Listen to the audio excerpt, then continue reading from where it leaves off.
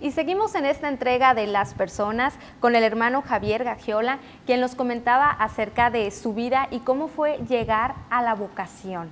Este paso tan importante, ¿fue difícil tomar esta decisión?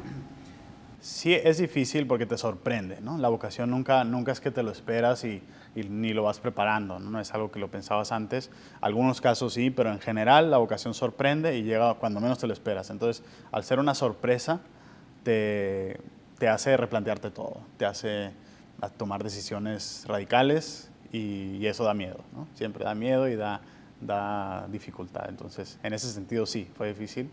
Y también por la edad, ¿no? Yo te comentaba ahorita que yo sentí la vocación a los 15 años y aunque la vocación viene acompañada como con mucha paz, ¿no? Porque eso es lo que de alguna manera te hace sentir que es Dios el que está detrás, no deja de ser un reto para una persona de 15 años decir, estoy dejando todo un proyecto, ¿no? Todo un futuro que ni siquiera sé cuál es, pero el hecho de dejar un futuro probable, de decir, bueno, y no sé, mi futura esposa, mis futuros hijos, para empezar por ahí, o profesión, no sabes lo que viene, pero dejar eso tiene su nivel de dificultad, ¿no? Y explícanos, Javier, está la dificultad de tomar la decisión de ingresar, pero estando una vez dentro, ¿estás aislado? ¿Puedes salir? ¿Cómo es ese proceso? Claro, y es muy interesante esta pregunta porque en realidad después vamos a platicar del libro, pero es una de las razones principales por las cuales escribí este libro. El proceso de una vocación es justo eso, es un proceso, es un camino, ¿no? No es un momento solo, sino que es un caminar, es una peregrinación, ¿no? Y como es la vida, así es. Tiene un momento inicial, tiene un origen, pero después tiene un desarrollo, ¿no? La primera fase sí es muy de aislamiento, pero es un aislamiento no egoísta, pero es necesario, efectivamente. ¿Por qué es necesario? Porque el cambio de vida es muy radical y es muy radical la diferencia de los valores antes y después de la vocación, ¿no? O sea, lo que vive el mundo, pues tú y yo sabemos, basta prender la tele y ver un poquito lo que el mundo te propone, lo que el mundo vende. Y por otro lado, los valores de la vocación al sacerdocio o a la vida consagrada, cualquier tipo de vocación similar, es muy diferente, ¿no? Entonces necesitas un tiempo como de encontrarte contigo mismo y con Dios y decir, este cambio de vida a qué se debe y cómo lo tengo que afrontar, ¿no? Y conocerte a ti mismo, saber tus límites y conocer el lugar donde estás entrando. Entonces eso requiere soledad un poquito, ¿no? Requiere aislarte y esos primeros años, los 2 que te platicaba en Alemania, fueron eso, ¿no? Fueron 2 años de aislamiento, de un poco de más soledad, de más oración para conocerme a mí mismo y conocer sobre todo a Dios y el llamado que me estaba haciendo. Y un proceso que muchas personas no logran a lo largo de su vida, ¿no? Aprender a estar en soledad y conocerse. Y nos hablas de esas dificultades y de todo el proceso que ha sido. Uno de ellos, me imagino, haber renunciado a cosas materiales. ¿Cómo fue ese proceso?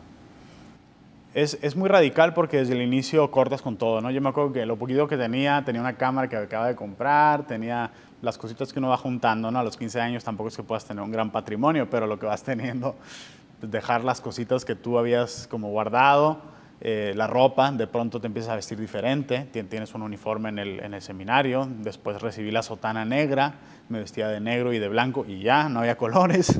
Entonces de pronto te ves al espejo y sí te preguntas de repente, ¿a qué horas pasó esto? O sea, de repente yo me estaba vistiendo de mezclilla y de repente yo soy ahora, ¿no? Y sí empieza como un conflicto de decir quién soy, ¿no? Es difícil dejar las cosas materiales, pero no es lo más difícil, ¿eh? Uno piensa que es lo más difícil y lo más difícil es desprenderse de uno mismo, es desprenderse un poquito de sus ideas, de las manías que uno tiene, de cómo ve las cosas y desprenderte un poquito de tu juicio, no que dejes de pensar, pero sí como de tus opiniones, a veces saber ceder, saber dejarle las riendas a Dios, eso es el proceso más difícil. Se oye un poquito abstracto, ¿no? Pero yo creo que en el fondo todos reconocemos que no es tanto dejar X o Y cosas, sino es como más un proceso interior de libertad interior, ¿no? Es lo más difícil. Y sonaría difícil porque un muchacho de 15 años, que es la edad en que sentiste el llamado, y en la actualidad con tanta tecnología y el último celular, la cámara más profesional, me imagino que el resto de tus compañeros o de tus hermanos sí estaban viviendo ese proceso y tú optar por decir, yo no lo quiero, yo no lo necesito tal vez. Sí, la verdad es que más que ver la cosa que estás dejando, toda tu atención afectiva, todas tus emociones se van a lo que estás sintiendo, ¿no? Y lo que está sintiendo una persona llamada es a Dios en todo su esplendor, ¿no? Es Dios diciéndote, sígueme. Y esa llamada es tan potente y es tan inexplicable, porque yo ahora a ti no te puedo explicar, te puedo explicar un poquito con palabras muy cortitas, pero no te puedo decir la plenitud con la que yo sentí ese llamado, que fue tan fuerte que fui capaz de dejar no solo las cosas materiales, sino todo mi proyecto del futuro, ¿no? Y yo no soy el único, yo no soy quien no es por echarme flores, sino es Dios el que te deslumbra, ¿no? O sea, Dios es tan grande que llega un momento en que dices, para mí tú bastas, ¿no? Tú bastas y no necesito nada más. Y ese es el proceso del que es llamado, ¿no? Como saber que con Dios va a ser totalmente feliz y no necesita nada más para llenar esos vacíos, ¿no? ¿Y sientes que hubo una similitud entre tu llamado y el de tus compañeros o es una situación muy particular? Yo creo que es muy particular, pero a la vez creo que cada quien tiene un momento en la vida en el que tiene un cierto llamado de Dios, no a la vida consagrada o a la vida sacerdotal, pero sí a Él, ¿no? Dios como que va recogiendo a sus hijos y en algún punto de la vida, a lo mejor no a los 15 años, pero a lo mejor a los 27, yo tengo 27, a lo mejor a los 30, a los 40, llega un momento en el que Dios te dice, ¿sabes qué? No necesitas nada más, o sea, un día te vas a morir, vas a estar conmigo, ¿a dónde estás yendo, ¿no? Y eso es como que todos tenemos un llamado, ¿no? De Dios, un llamado en nuestro origen, pero luego un llamado en nuestra historia, ¿no? Entonces, igual que mis amigos no, pero a la vez me acuerdo que el Papa Benedicto XVI decía, hay tantos caminos a Dios como hombres sobre esta tierra. ¿Qué quiere decir eso? Que cada quien tiene un caminito a Dios diferente al del otro, ¿no? Y eso es lo bonito, que cada quien tiene un cierto llamado, aunque sea diferente. Entonces, sí llamados todos mis amigos como yo, pero no diferente. De su modo muy particular. Sí. Y eso, pues surgen muchas preguntas, ¿no? Por ejemplo, ¿cuál sería la mayor satisfacción de estudiar teología? Yo creo que la mayor satisfacción de estudiar teología es conocer a Dios como es. Porque a veces nos podemos hacer ideas de Dios, ¿no? Como lo que escuchamos, lo que hemos experimentado, o lo que hemos visto en películas, oído en canciones, no hay nada como agarrar la Biblia y leer en la historia de Israel, en la historia del pueblo elegido, en la historia de Jesús, cómo es Dios, qué le gusta a Dios, qué no le gusta, cómo reacciona, qué sentimientos tiene, cuando llora Jesús, por qué llora, ¿no? Como ir profundizando en los sentimientos del corazón de Dios. Para mí eso es una chulada, o sea, darte cuenta de que Dios no es la idea que a lo mejor te habían contado cuando eras chiquito, que en su momento estuvo bien, pero tiene que madurar. La teología te ayuda como a decir, este es Dios, ¿no? Es un Dios personal que me amó a mí y a la vez como lo conoces más, pues.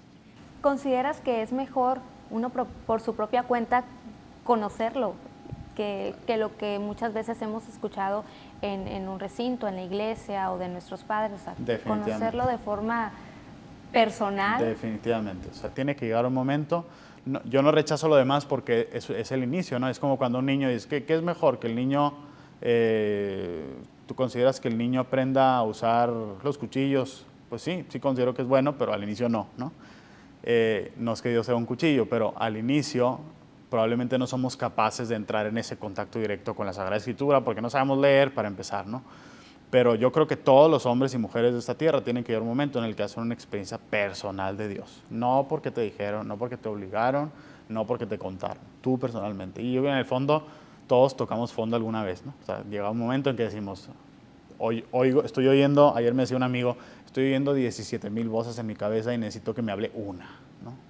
No tantas, necesito que me hable una y sentí que era Dios y se fue a una iglesia a rezar, ¿no? Y se me hizo muy bonito porque todos tenemos que hacer esa experiencia personal. Y en este caso tú la vives día a día y te lleva a estudiar, estás en Roma, pero también te ha llevado a hacer otro tipo de cosas, a escribir, por ejemplo. Sí, así es.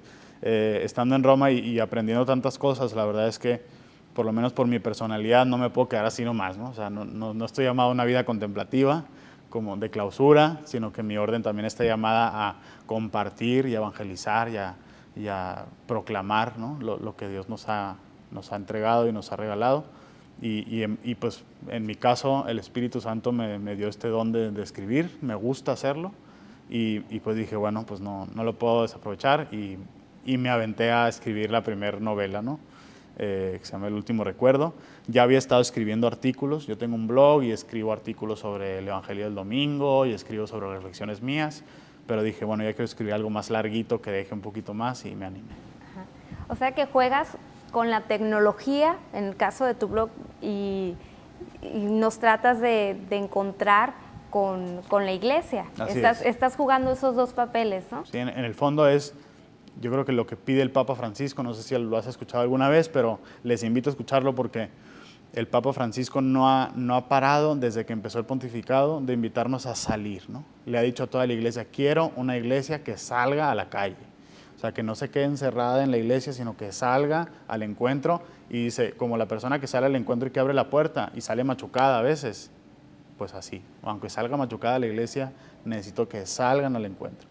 Y salir no significa solo físicamente, ¿no? Sino que también es bueno hacerlo, sino que también salir al encuentro de la gente en internet, salir al encuentro de los jóvenes en donde se divierten y ir a buscarlos ahí.